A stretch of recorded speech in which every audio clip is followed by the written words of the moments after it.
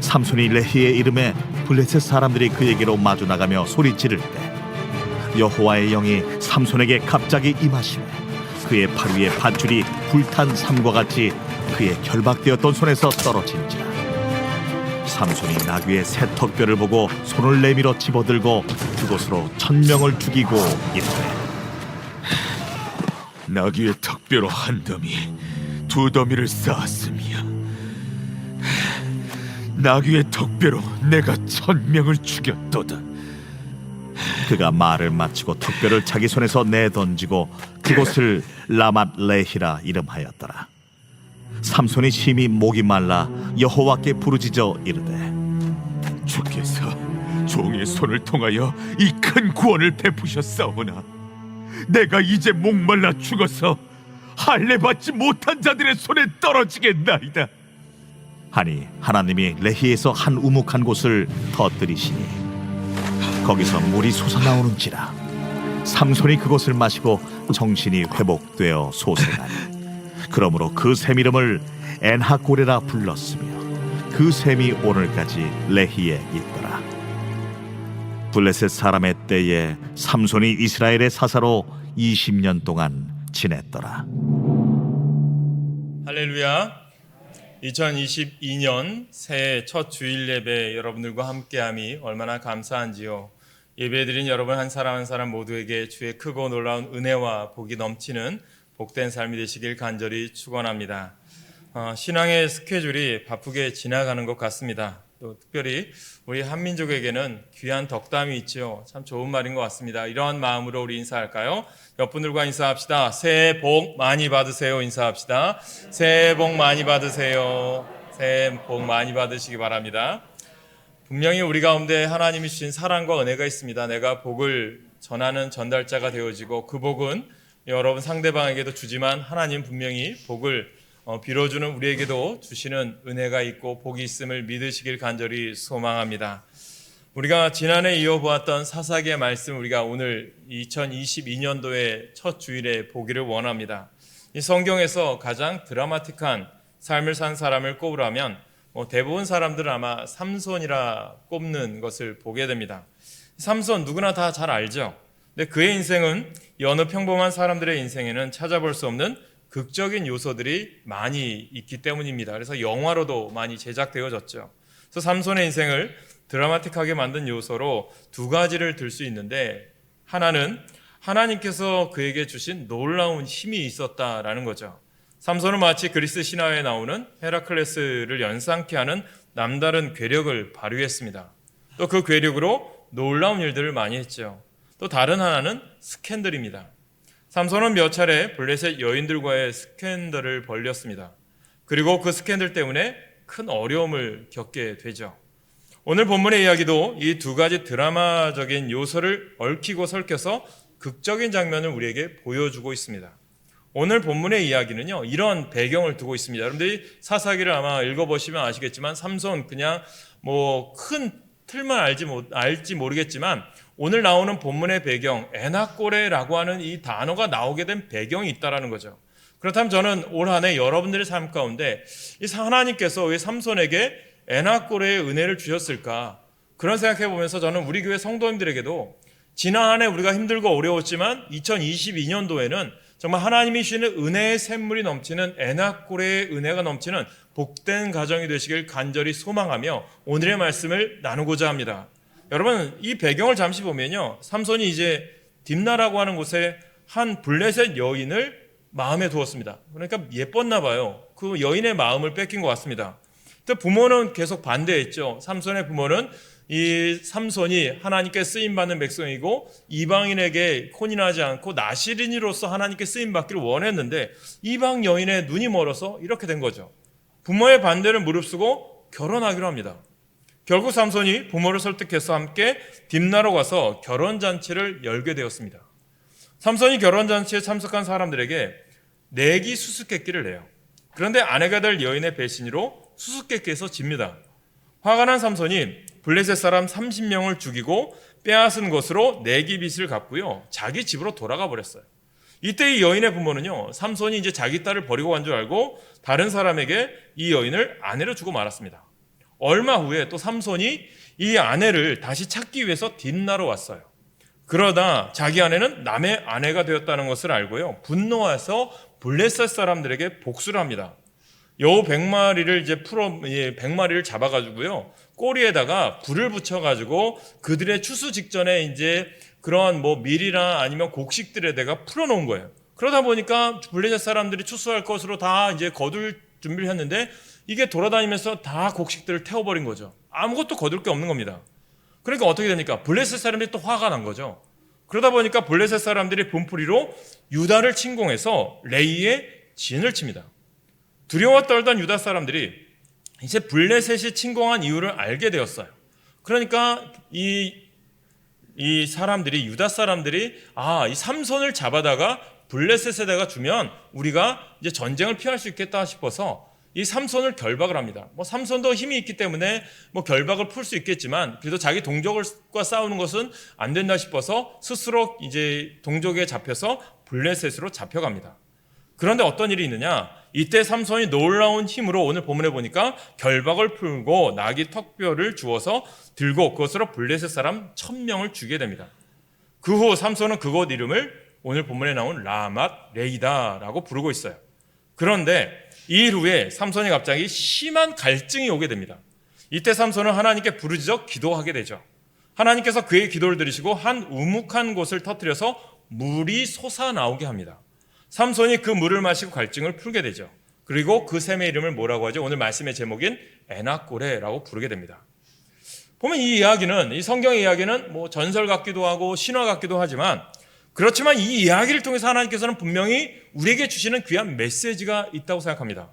하나님께서 특별한 시기에 특별한 사람들을 통해서 특별한 방법으로 하나님의 백성을 구원하시는 이야기라는 거죠.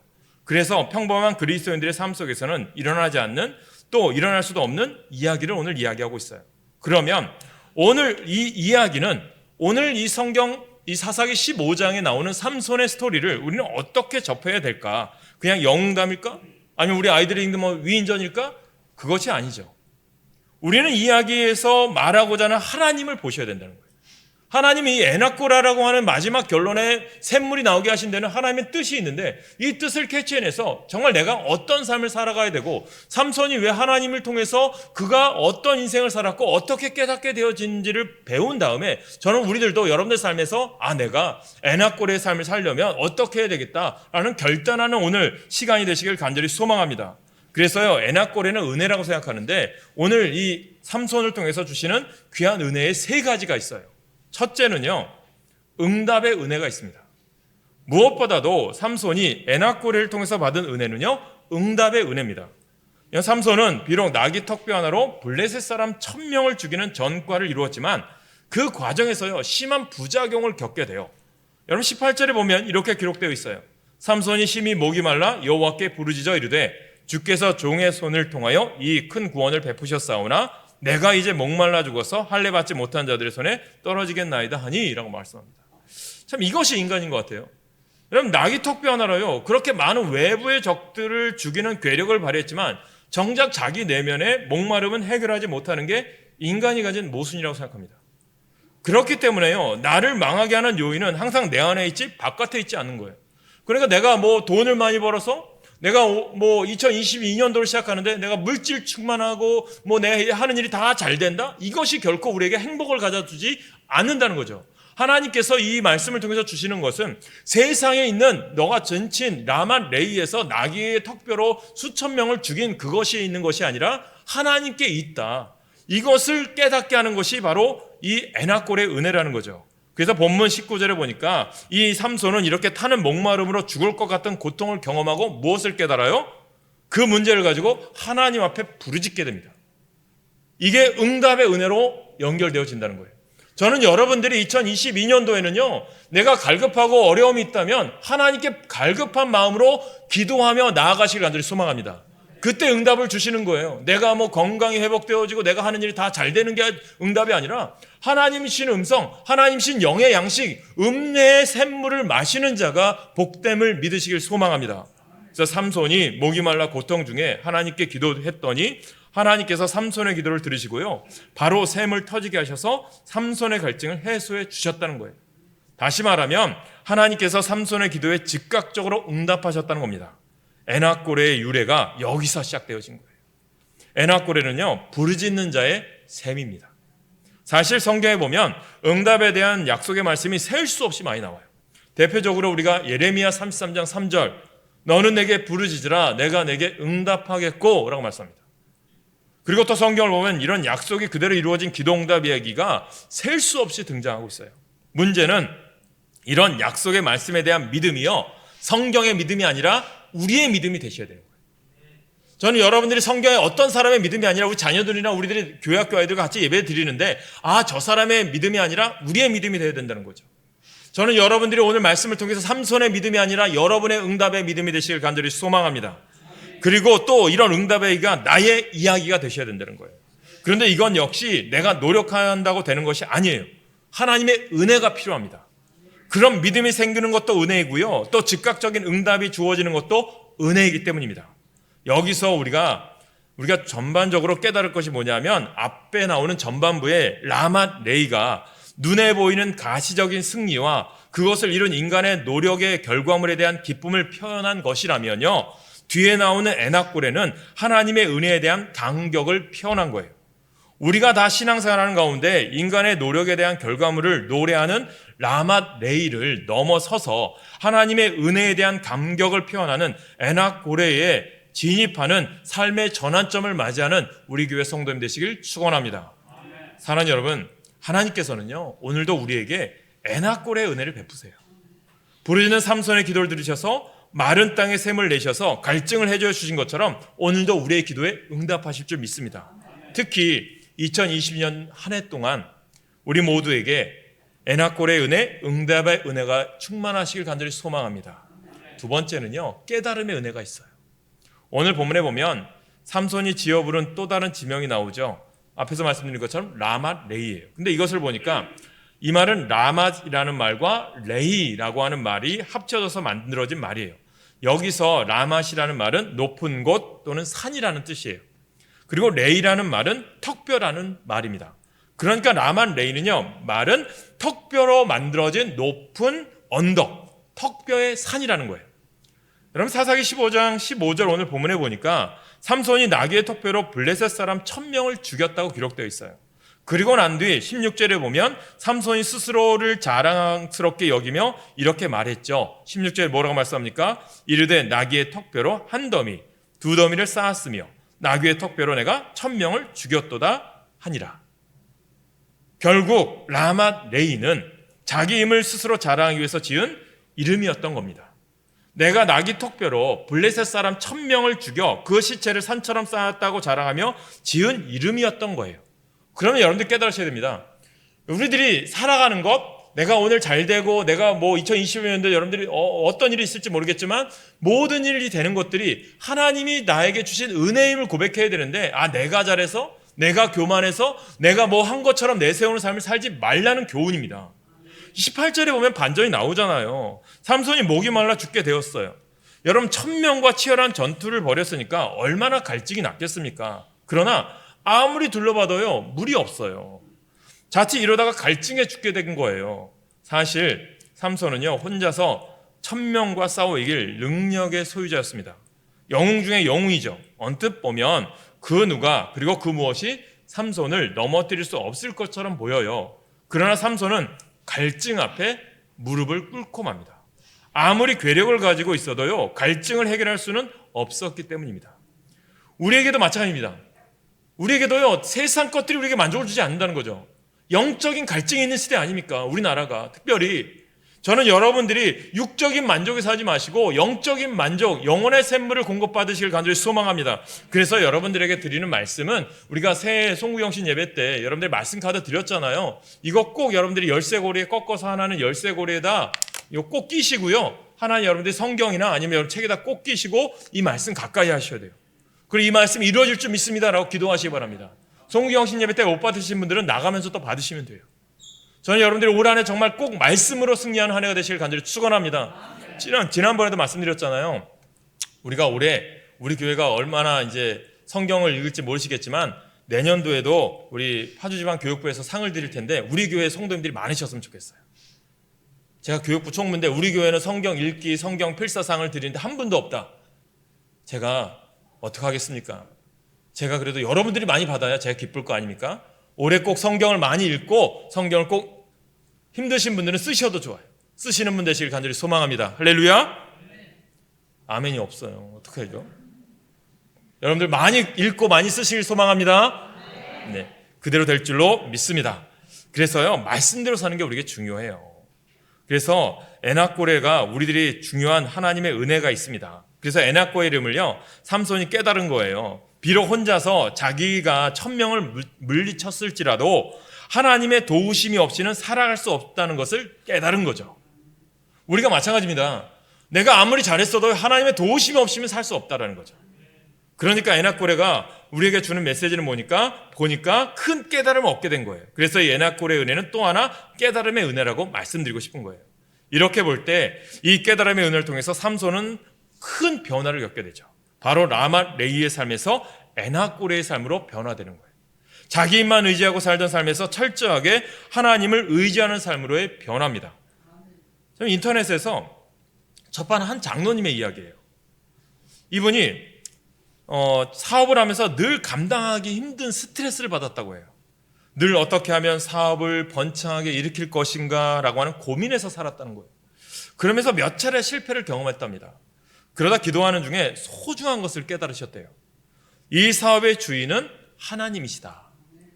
나는 그분의 청지기일 뿐이다. 경영 철학을 송두리째 바꾸기로 했다는 거예요. 그래서 어떤 분은 하용록 장로님은 P31이라고 하는 잠언의 말씀, 잠언 1장부터 31장의 말씀으로 사업을 경영해야 되겠다라는 것을 깨달으면서 책도 쓰셨죠. 그러면서 우선 하나님을 우리 회사의 사장님으로 모시겠다. 둘째로 운영은 하나님께 기도한 뒤에 판단하고 결정하기로 했고, 셋째로는 수익을 하나님께 드리기로 했다는 거예요.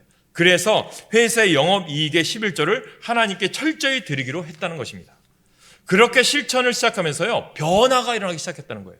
우선 자기 마음을 짓누렸던 스트레스가 다 사라졌대요.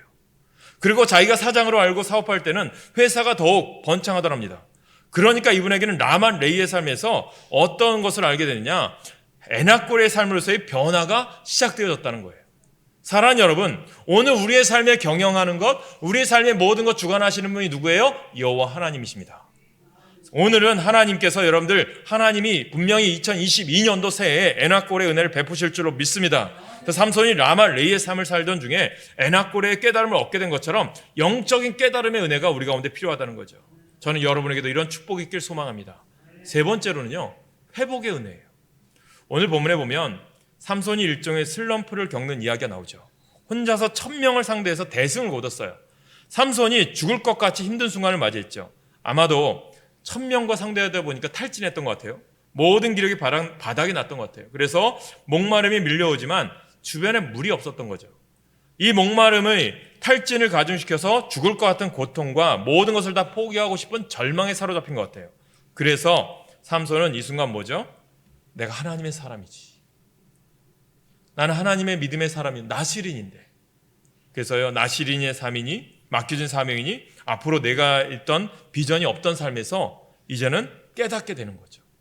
여러분, 우리가 하나님께서 이런 교훈도 주신다는 거죠. 하나님께서 내가 승승장구할 때 때로는 나에게 목마름을 주셔요. 세상 것으로 향해 나가는 것이 아니라 하나님의 것으로 나가라는 거죠. 비슷한 이야기가 열왕기상 19장에 나오죠. 엘리야가 선지자가 혼자서 바알 선지자 450명과 아세라 선지자 400명과 싸워서 이기잖아요. 영적 대승을 거두었는데 그가 지쳐요. 그리고 나서 어떻게 합니까? 죽기를 강구하며 로뎀나무에 있었잖아요. 오늘도 우리들이 이런 탈진을 겪을 때가 있어요. 혼신의 힘을 다해서 하나님께 맡겨진 사역을 잘 감당하는데 힘들 수도 있어요. 영적인 기력이 소진될 수 있어요. 오늘 우리가 새로운 이제 부장님도 세우고 속장님 또 여러 이제 교사님도 세우고 다 세우셨잖아요. 그런데 때로는 우리가 시작하지만 힘들 수도 있어요. 그때 여러분 중요한 것이 있다면 사탄이 여러분들 시험하실 수 있어요. 때로는 건강, 때로는 오해, 때로는 관계, 때로는 여러 가지 걱정거리로 탈진이 생길 수도 있어요. 그래서 하나님께서 맡겨주신 거 다 던져버리고 싶은 충동도 일어날 수 있어요. 더 이상 감당할 수 없다는 두려움도 생길 수 있어요. 그런데 오늘 본문에 보니까 하나님께서는 이렇게 탈진 상태의 어려움을 겪던 삼손에게 에나꼬레의 은혜를 베푸셨다는 거예요.